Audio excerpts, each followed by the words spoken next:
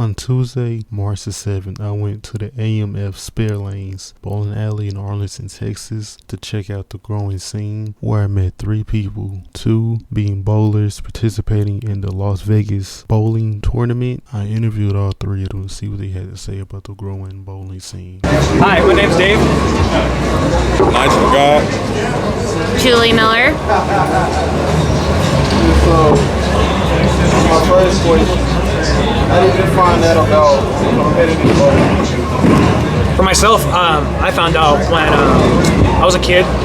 Both my parents did competitive bowling, and they signed me up for the junior league, and I would hang out with them at their league. So I was in the bowling alleys all the time, and for about 2-3 years, I would do like junior competitive bowling, and I just enjoyed it. And that's kind of like what started me knowing about bowling and how to properly competitively bowl.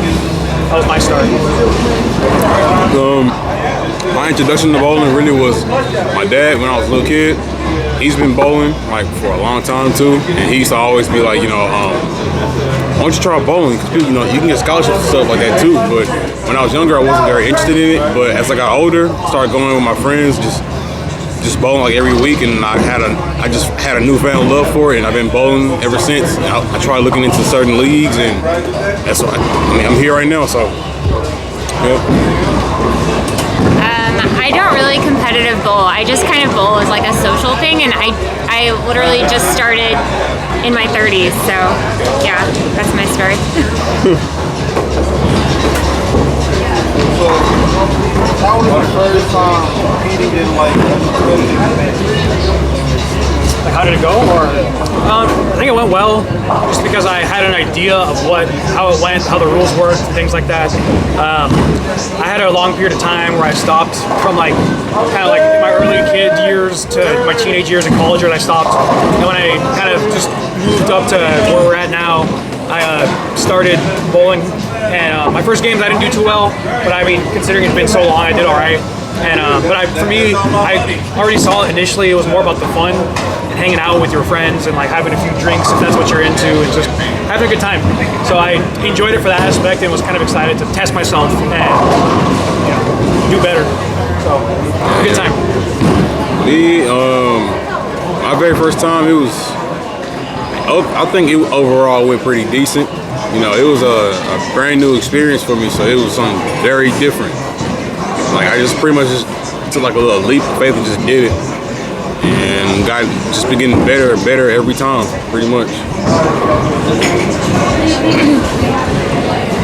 don't have anything to say really, except for that, for me, the first time that I went and saw Dave play on a serious league instead of just like a social league, it was interesting to me. And I think what's so cool about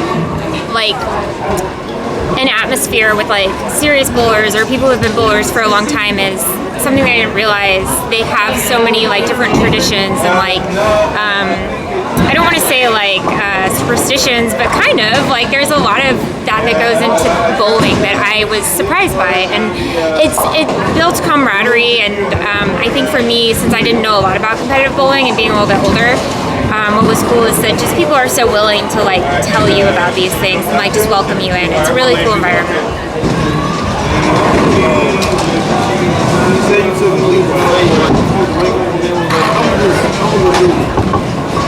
Basically, yeah.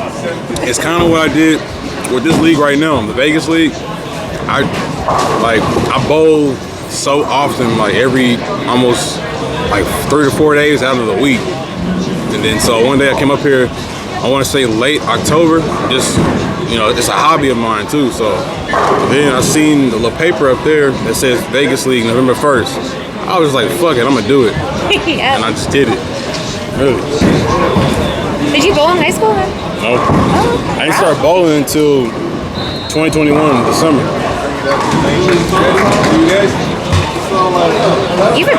Damn. At all, no bowling history, nothing. Jeez, for bowling that short time and being that good. Shit. How did you learn the terminology and the different bowling styles?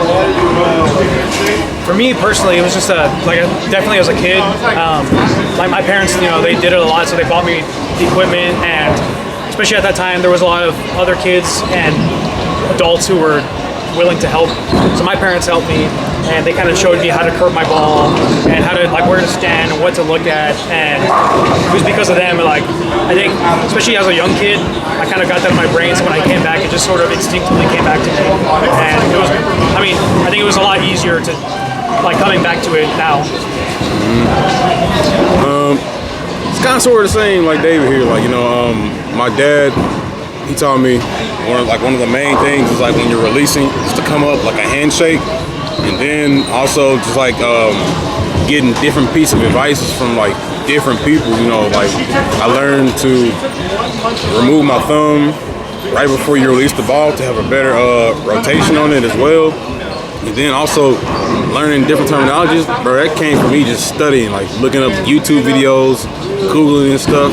Swear to God, like learning about different oil patterns, the US Open, and watching pro bowlers like Sean Rash, EJ Tackett. And by the way, I met both of them already too. It's crazy. Like, so I don't know, I just kind of delved real deep into it. Really. Yeah, I relied a lot on like people like Dave who had grown up bowling, and just also kind of YouTube, but not as extensively. I still don't know very much. I'm still learning. So that's that.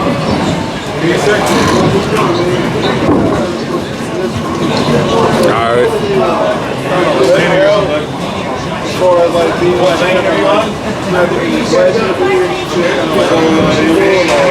Nah, not at all. I'm just do it. Yeah, no, for real. Cause like I kind of took pride in that really. Cause like it's not very like people in our community. You know, like you don't really hear too much about black people bowling, bro. So like, and every time I tell people, they're like, "Are you bowling? Like what?" Like their reaction is priceless. I was like, "Yeah, man." Like, cause it's different. You know, like mostly everyone always plays. All right, man. Mostly everyone plays basketball, football, or running track or whatever, but like this is actually completely different. Seriously. And like there's actually a famous black bowler too. His name is what is his name? He's a left-handed dude. He's left-handed. He's on YouTube. I think his name is Gary Faulkner Jr. He's pretty cool too. So like when I found out that, I was like, oh yeah. So it's pretty. Yeah, it's something different. It's definitely different.